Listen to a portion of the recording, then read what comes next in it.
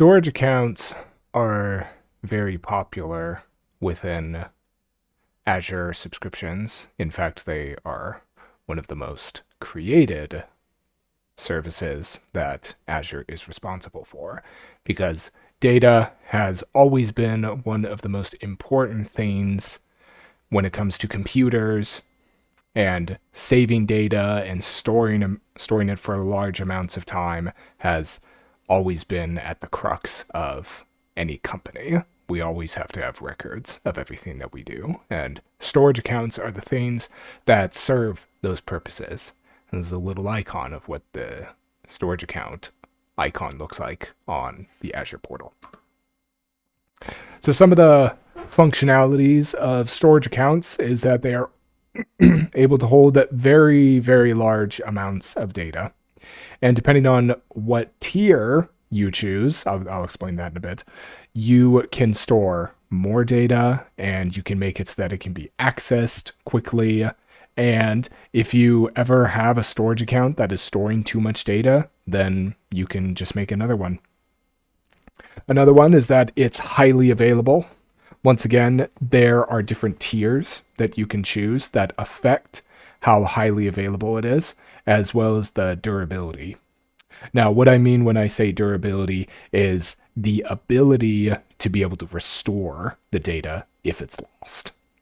There are different settings that you can have with your storage account where you can say if the storage account goes down, then there is a way to be able to retrieve that. This does not happen very often, but there are some cases where Azure data centers and even an entire Azure region is able to go down, and storage accounts provide ways to be able to restore that data that you've lost. You can encrypt the data when it is stored in a storage account. And access control. Access control refers to the privilege of giving someone access to certain resources. So storage accounts have networking and they have other access controls, so you can bind it to specific users, so only people with specific permissions can view the storage accounts because there might be sensitive and important data on those storage accounts. So these are some of the different access tiers that you can select right here. There's hot, and you can think about how if something is moving around frequently, that it is hot. So it is data that is supposed to be at, figuratively speaking, the top of the storage account because it's the most important data. You can think about how the papers and the data that you're accessing the most frequently is going to want to be at the top. And you will want to make it so that it's easily accessible for you. And then as we move down the list, we have all these different tiers with the cool, cold, and the archive tiers. Now, hot is great because you can access it very quickly. The problem with hot is that it costs you money to be able to have it because you'd ideally want to have all of your data in the hot tier, but it's going to cost you more money if you do that. So it's better, depending on how frequently you access it. Maybe if you access it once a year, it could do well in the archive. Or maybe if there's just data that by certain regulations within your company, you might want to keep it within the archive. So it's there in case you ever need it, but you don't plan on ever needing it. And same thing with the cool and the cold. If you want to access it somewhat, but it's not super important, then you can put it in the cool or the cold tier. And there are lots of policies that you can implement within your storage account to make it so that when you put data in, it starts in the hot. And then after 30 days have passed, you can put it in the cool. And then if 30 more days have been passed without it being accessed, then it can be put in the cold. And maybe 60 or 90 more days after that, if it still hasn't been accessed, it will automatically be put in the archive. So in addition to being able to store large amounts of data, storage accounts do have some other functionalities.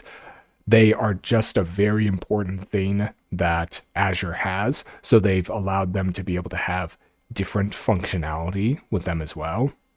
You can have file shares, you can have simple queues, you can create data with, you can create tables, But the most common thing that you use it for is the blobs, because the blobs are the things that will store all the data. It can be filtered data, it can be unfiltered, it can be raw data. So blobs are the main functionality within it. And what you will do within a storage account is that you will make the storage account, and then you will create a container. And then within those containers, you will have blobs. And the blobs are the actual files and data that's being stored within it. And as you can see right here, these are generally the different functionalities that you will have for it. With a REST API, you're most likely going to use a queue, table, or blob. And then these ones are more for sharing things and also for virtual machines to be able to store the data there.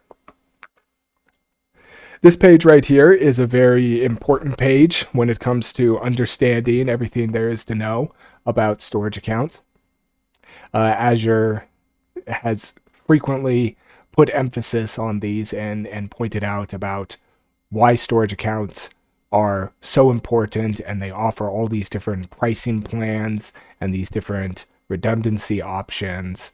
And this is a very important page. So it's one of the first pages that you'll want to go to if you are learning about Azure, about what the different functionalities are of a storage account. So they have different types of storage accounts that you can make. In most situations, you will want to make the standard general purpose V2.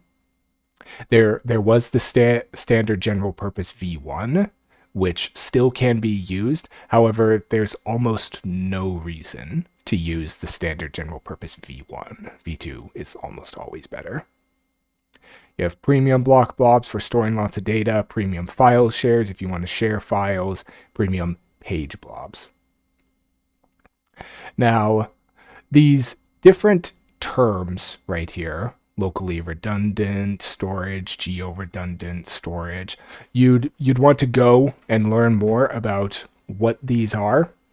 But in short, they refer to the ability on how easy it is to access that data. And if there were to be a crash, such as with the data centers or region, these things provide a better way for the data to be able to fall over somewhere and to be able to be saved. Read access specifically refers to the ability to read something quickly, but not necessarily have access to that data. You have access to it in the sense that you can see it, but it's not something that you can retrieve just yet. So locally redundant storage means just a single data center. Zone redundant storage refers to a zone, which is multiple data centers, but they're all still within the same Azure region. And then geo-redundant refers to multiple regions. So these are once again things that will be more expensive depending on which one that you choose. Locally redundant storage is the cheapest one, but it's also the one where you are most likely to lose your data if something were to happen with Azure. And ZRS, zone redundant storage, is better. Geo-redundant storage is even better, but they cost more. And then you can also have this, where you have read access for a geo zone redundant. I've never seen this used before. That's the most expensive one because it tries to give all of the benefits of each one of these things, and it's going to cost you a pretty penny. So this is a page that is great. Once again, I recommend reviewing it. It tells you about how to communicate with the storage account externally so that you can save your data on it, and it tells about here are all the regions that are supported and so on. So here we have a Azure subscription, and let's create a storage account. So ST. Now, if you've seen some of my other videos, then you are familiar with the fact that storage accounts must have globally unique names. And one of the reasons for that is you can access storage accounts over the internet, like what you can see here. So they have to be unique to make it so that when you try and access externally your storage account, it has a unique name, and thus it has a unique endpoint to be able to connect to it. So I'm just going to add some random stuff here to make it unique. Okay, no one's taken this name before. I was worried. You specify which type you want. You can do standard or premium. You can specify which redundancy you want, as I was explaining before. I'll do LRS. We have advanced, networking, encryption, tags, all these different settings that we can put in for here. So let's put all these here. Let's review and create.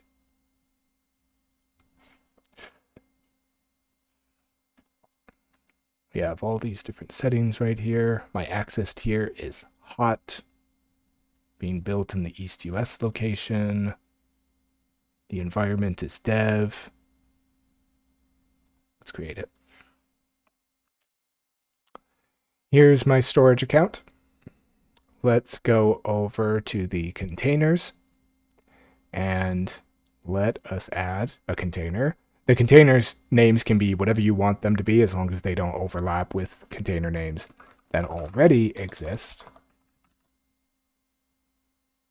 Let's create this. And there it is. So now within these containers, this is where you're going to store all of your different data right here. You can look at it on the Azure portal.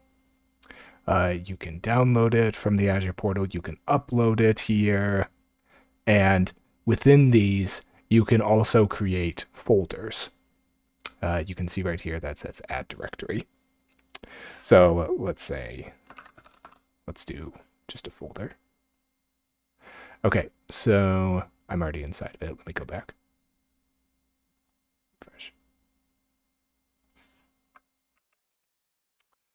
So it appears that Azure deletes the folder automatically when there's no data that's inside of it. I don't believe that should be happening. I believe that's unintentional, but so when you create a directory here, you can create directories inside of directories. So if I call this folder 2, then you can see right here, we are at the container, which is the furthest back, and then we have folder and then folder 2, and you can keep on going down and you can keep on making more. But supposedly this thing is automatically deleting my folder. But you have different folders that you can make, and you can store the blobs with them so that you can try and organize it even further within the container.